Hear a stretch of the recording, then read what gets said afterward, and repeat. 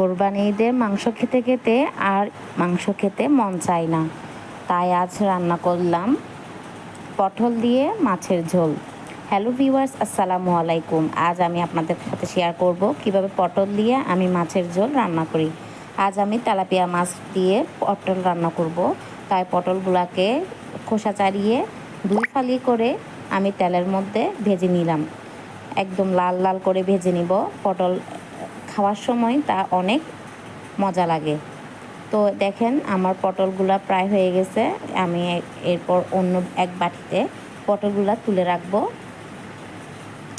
সেই একই তেলে আমি দিয়ে দিলাম পেঁয়াজকে নাড়াচাড়া করে তারপর হালকা তেলের মধ্যে ভেজে আমি এতে দিয়ে দিলাম লাল মরিচের গুঁড়া।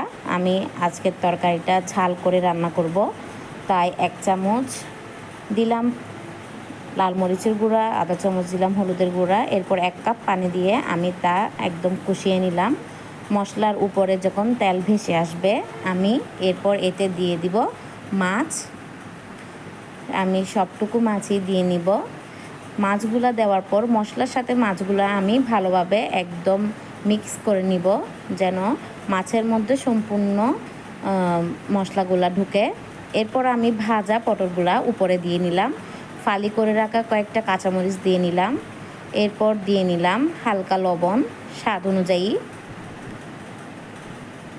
এরপর লবণ দেওয়ার পর আমি একটু ঢাকা দিয়ে দিব, কারণ কাঁচা মশলাগুলো যেন মাছের মধ্যে সম্পূর্ণ চলে যায়। এরপর আমি ঢাকনা তুলে দিয়ে দিলাম পানি।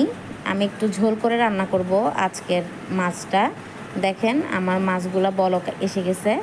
একদম একটু গাঢ় হয়ে গেলে, পানি একটু কমে আসলে আমি এতে দিয়ে দিব ধনেপাতা। তো আমার রেসিপিটা এই পর্যন্ত। ভালো থাকবেন সবাই। আল্লাহ হাফেজ।